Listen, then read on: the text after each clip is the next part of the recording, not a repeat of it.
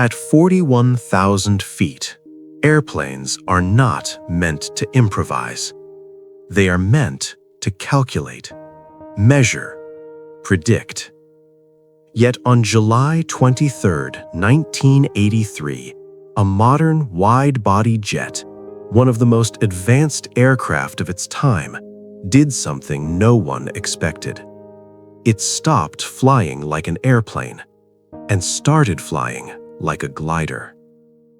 This is the story of Air Canada Flight 143, a Boeing 767 that ran out of fuel at cruising altitude, with 69 souls on board. No engines, no electrical power, no checklist for what came next. This is not a story about luck.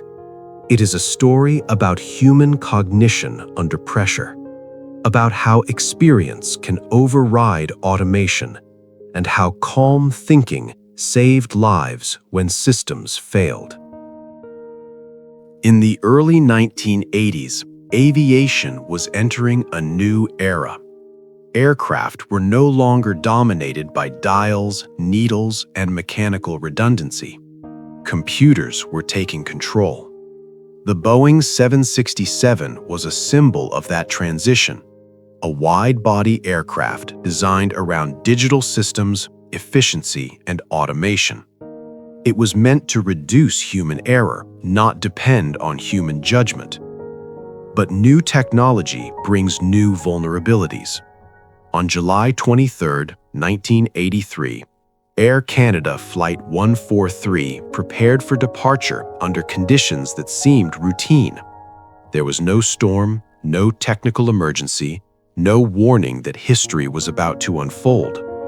Yet, beneath the calm surface, a hidden flaw was already present.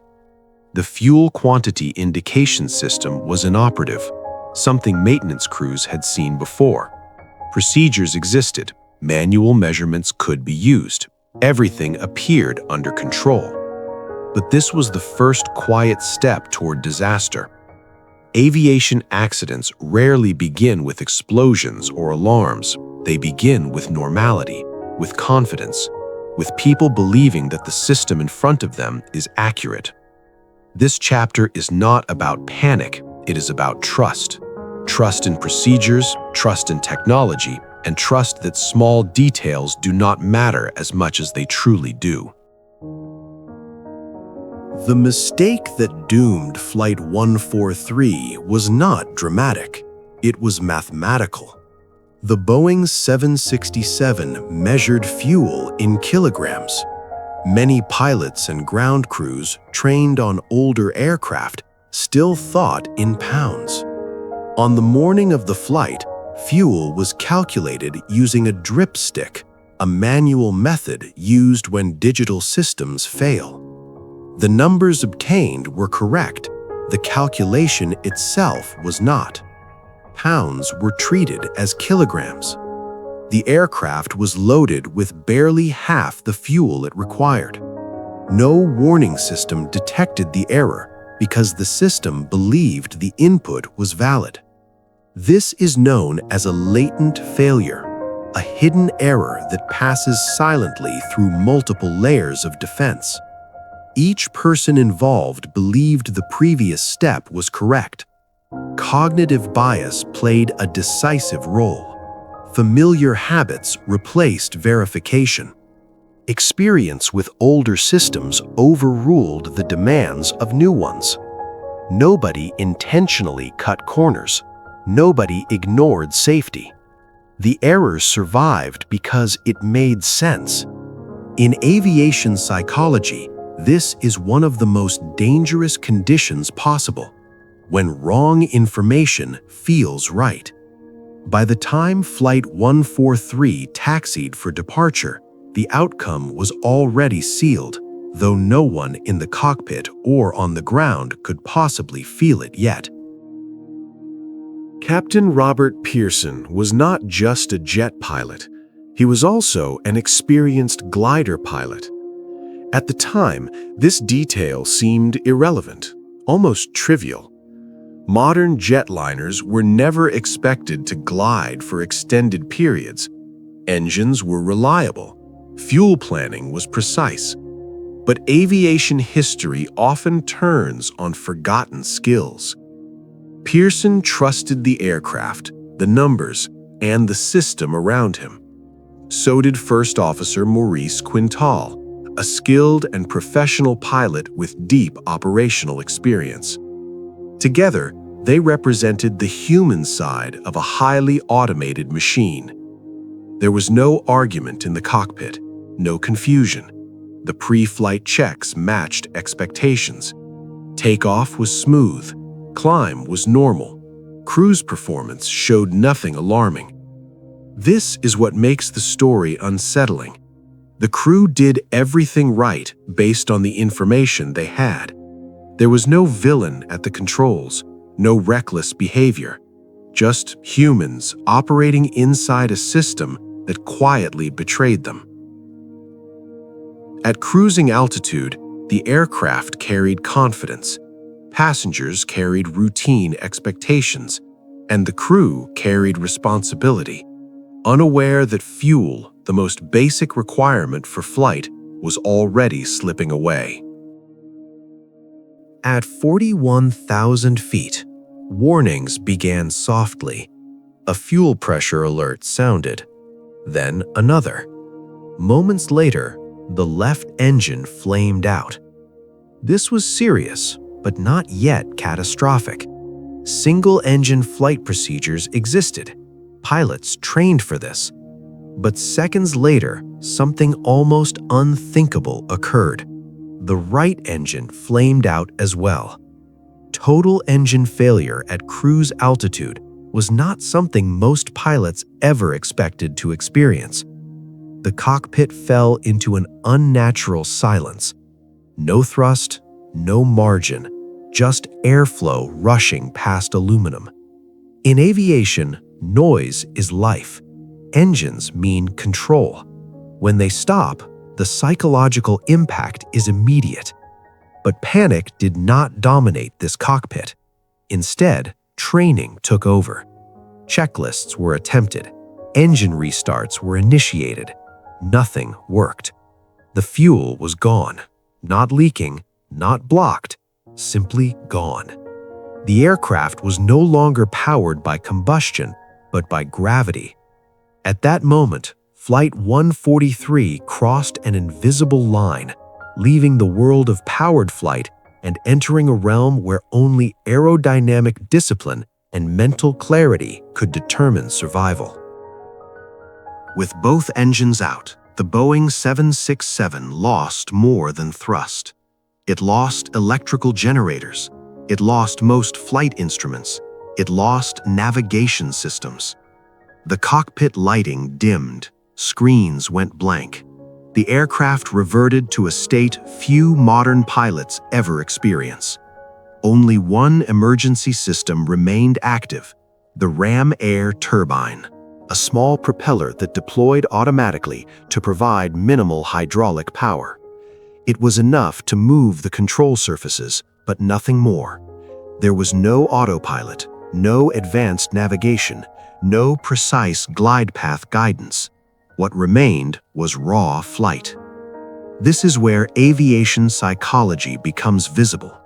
Under extreme stress, the human brain either fragments or sharpens.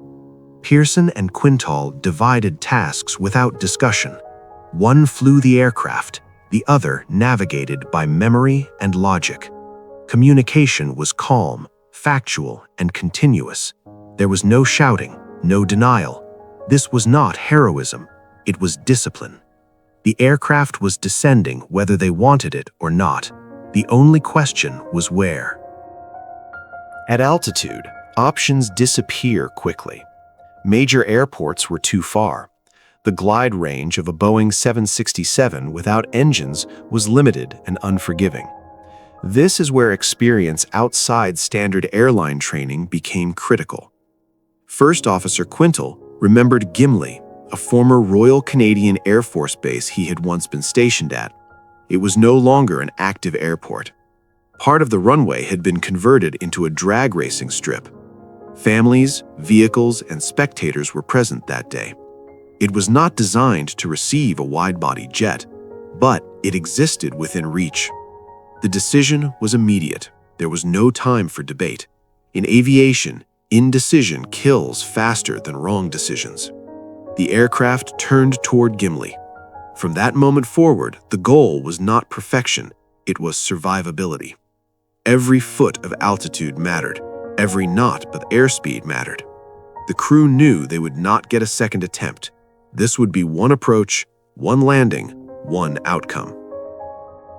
Captain Pearson relied on instincts few jet pilots possess. He flew the Boeing 767 as if it were a glider.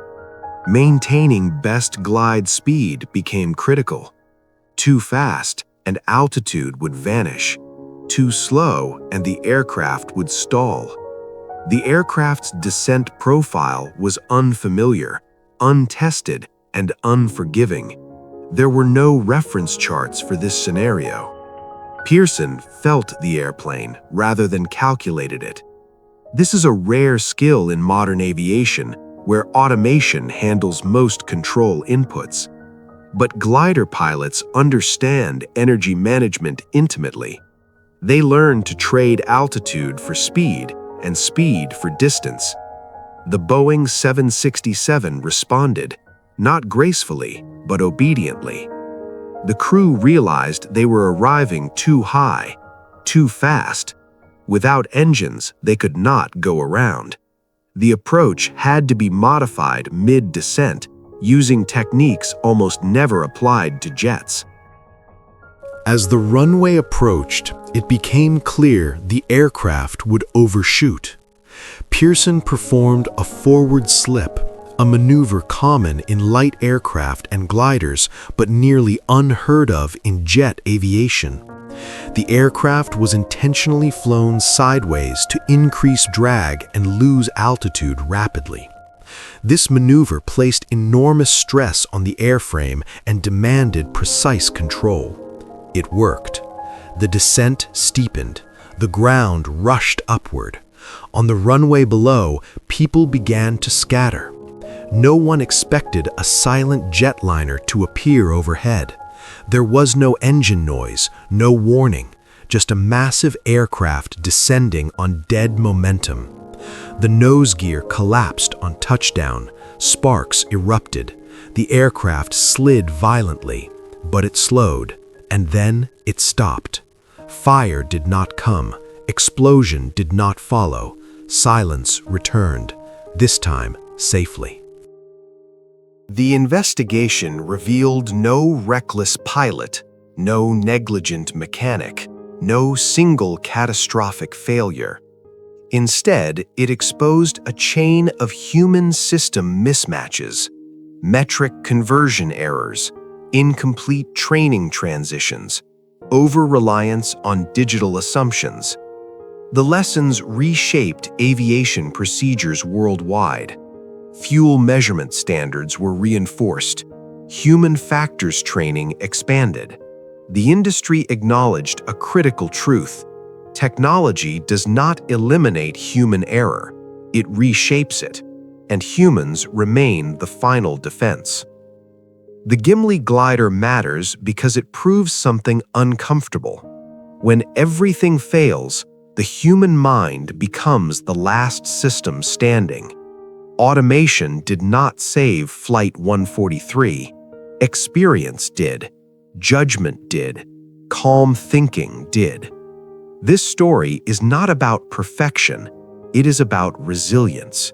It reminds us that pilots are not backups to machines. They are the final authority when machines fall silent.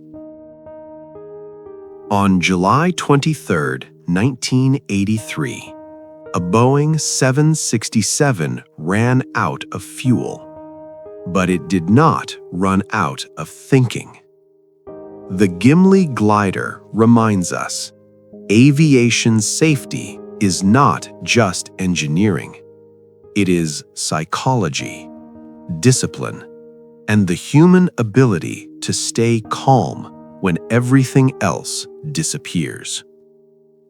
Between life and death, someone must still fly the airplane.